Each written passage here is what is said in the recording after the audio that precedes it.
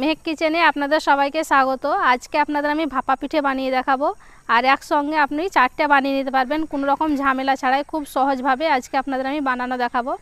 যারা ভাপা পিঠের ব্যবসা করেন তাদের কাছে এই রেসিপিটি খুবই ভালো লাগবে। আসুন তাহলে দেখে নেন আমি কিভাবে এই ভাপা পিঠের রেসিপিটা বানাচ্ছি। আপনি আমাদের চ্যানেলে প্রথমে সাবস্ক্রাইব করুন, তারপর বেল আইকন টিপে অল নোটিফিকেশনটা অন করুন। ভালো লাগলে লাইক কমেন্ট শেয়ার করুন। ভাপা পিঠে বানানোর জন্য এখানে আমি আতপ চালের আটা নিয়েছি। আটাতে আমি দিয়ে দিচ্ছি স্বাদ মতো লবণ।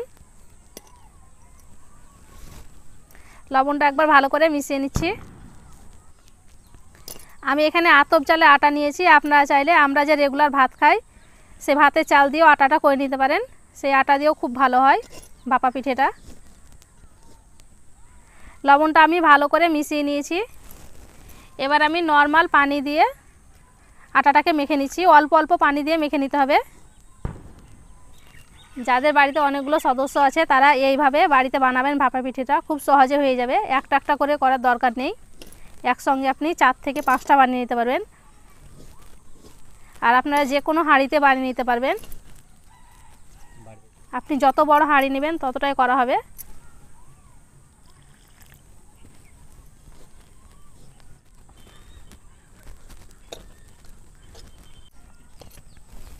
সূর্যটা দেখেন কত সুন্দর লাগছে দেখে। সূর্যটা ডুবতে শুরু করেছে।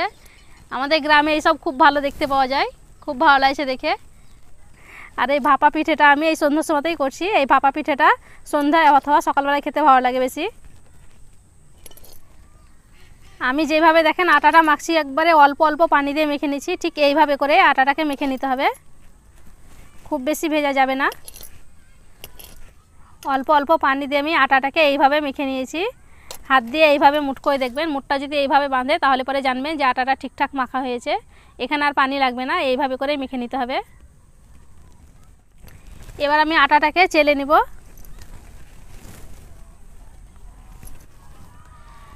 আটাটাকে চেলে নেওয়ার জন্য এইরকম আমি ঝুড়ি নিয়েছি। আর এইরকম ঝুড়ি তো সবারই ঘরে পাওয়া যায়। আর এইরকম যদি ঝুড়ি না থাকে তাহলে পরে এইরকম যে শাক ধোয়ার খাঁচি হয় এটাটাও নিতে পারেন। এটা দিয়েও খুব সুন্দর চালা হয় আটাটা। এটা দিয়ে আপনাদের আমি চেলে দেখাচ্ছি।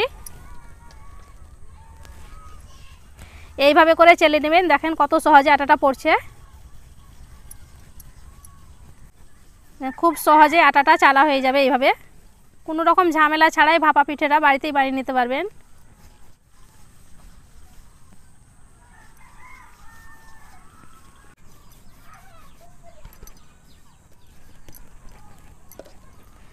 সব আটাগুলোকে আমি চেলে নিয়েছি।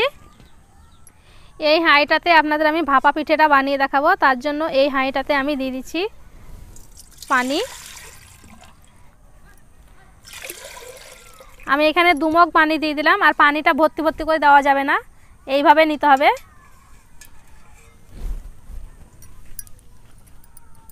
আর এইরকম একটা আমি পরিষ্কার কাপড় নিয়েছি। এই কাপড়টা এবার আমি হাঁড়ির মুখটাতে বেঁধে নিচ্ছি। ভালো করে একদম টাইট করে বেঁধে নিতে হবে। এইভাবে টাইট করে বেঁধে নিতে হবে। দেখেন আমি হাঁড়িটা একটু ছোট নিয়েছি, তার জন্য এখানে 3 থেকে 4টে ভাপা পিঠে হবে। আপনারা যদি বড় হাঁড়ি নেন তাহলে পরে ভাপা পিঠেটা বেশি করে বানানো যাবে। আর এখানে আমি এটা সুতির কাপড় নিয়েছি, চেষ্টা করবেন সুতির কাপড়টাই নেওয়ার। আর ভালো করে টাইট করে বেঁধে দিতে হবে। দেখেন আমি টাইট করে বেঁধে নিয়েছি। ভাপা পিঠে বানানোর জন্য হাঁড়িটা আমি রেডি করে নিয়েছি।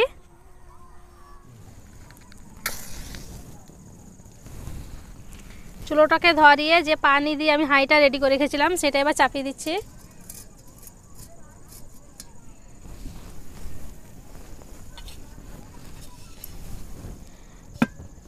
ঢাকা দিয়ে আগে পানিটাকে আমি ভালো করে ফুটিয়ে নিচ্ছি।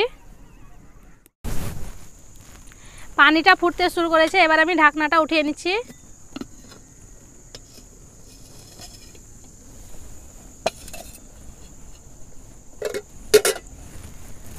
পানিটা ফুটতে শুরু করেছে আর ভাপটা উঠছে। দেখেন এই ভাপেই কিন্তু ভাপা পিঠেটা হবে।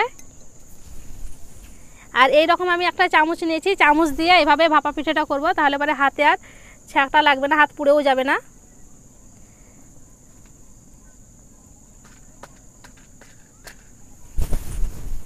প্রথমে আমি একটু আটা দিয়ে দিচ্ছি, তারপরে এখানে আমি দিয়ে দিচ্ছি একটু গুড়। আমি এখানে খেজুর গুড় নিয়েছি, আপনারা যে কোনো গুড় নিতে পারেন। দিয়ে এবার একটু আমি ঘি দিয়ে দিচ্ছি। আপনারা চাইলে এখানে নারকেল কুচিও দিতে পারেন, খেতে খুব ভালো লাগে, আমি এখানে দেইনি। দিয়ে আবার আমি আটাটা দিয়ে দিচ্ছি, দিয়ে হালকা করে চিপে দিচ্ছি। দিয়ে এইভাবে আস্তে করে দিয়ে দিতে হবে। দেখেন কত সহজে হয়ে গেল, হাতে একটু ছাঁকও লাগলো না, হাত পুড়েও গেল না, খুব সহজে হয়ে যায়।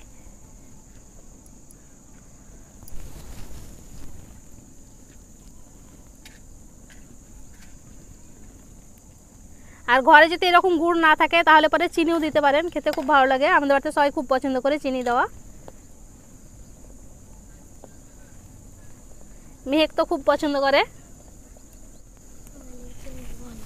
আচ্ছা,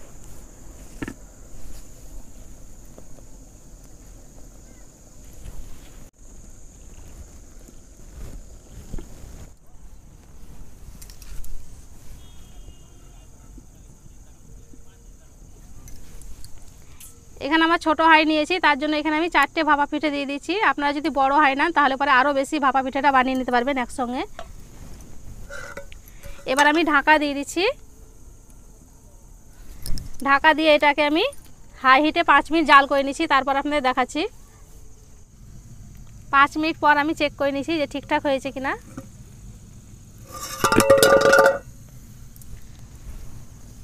এইভাবে চেক করে নেবেন হাত দিয়ে, যাতে ভেঙে না যায়, তাহলে পরে জানবেন ঠিকঠাক হয়ে গেছে। ভাঙছে না, দেখেন মানে ঠিকঠাক হয়ে গেছে। এবার আমি তুলে নিচ্ছি। এইরকম আমি একটা খুন্তি নিয়েছি, খুন্তি দিয়ে তুলে নিচ্ছি।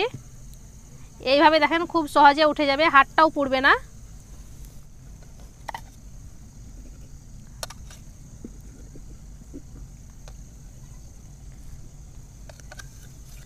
দেখেন কত সহজে হয়ে গেল, আর হাতটাও পুড়লো না, খুব সহজে উঠে গেল। তাহলে এইভাবে করে আমি সবগুলোই ভাপা পিঠে বানিয়ে নিচ্ছি, তারপর আপনাদের দেখাচ্ছি।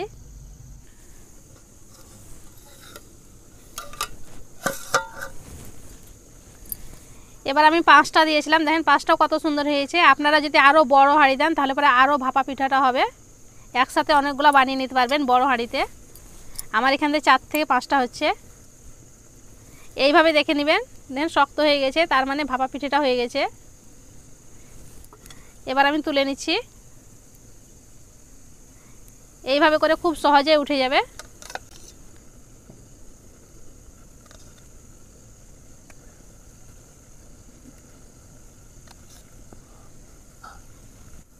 তাহলে এইভাবে করে আমি সবগুলো বানিয়ে নিচ্ছি। সবগুলো ভাপা পিঠে আমি বানিয়ে নিয়েছি, আর দেখেন দেখতে কতটা সুন্দর হয়েছে। আর খুব সহজভাবে খুব তাড়াতাড়ি বানিয়ে নেওয়া যায়, ঝটপট বানিয়ে নেওয়া গেল কোনো রকম ঝামেলা ছাড়াই। আর একটা আপনাদের দেখাচ্ছি আমি ভেঙে, যে কতটা সুন্দর হয়েছে। দেখেন দেখেন কত সুন্দর হয়েছে, ভিতর থেকে কুক হয়েছে খুব সুন্দর। আর একটা আপনাদের ভেঙে দেখাচ্ছি আমি, খেজুর গুড় ভরা আছে ভিতরটায়, এই দেখেন খুব সুন্দর হয়েছে। আর আগেরটায় আমি খেজুর গুড় দেইনি, এইরকম শুধুই বানিয়েছিলাম, ওটাও খেতে খুব ভালো লাগে।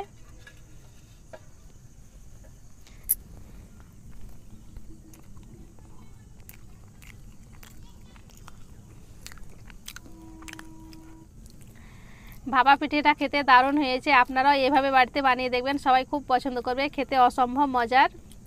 আপনারা চাইলে খেজুর গুড় গলিয়ে তারপর খেতে পারেন, এবার শুধুও খেতে পারেন, চায়ের সঙ্গে খেতেও খুব ভালো লাগে। আশা করছি আজকের এই রেসিপিটি আপনাদের অনেক ভালো লেগেছে। ভালো লেগে থাকলে প্লিজ লাইক কমেন্ট শেয়ার করবেন, আর আমার চ্যানেলটি অবশ্যই সাবস্ক্রাইব করবেন। সবাই খুব ভালো থাকবেন, সুস্থ থাকবেন, ধন্যবাদ।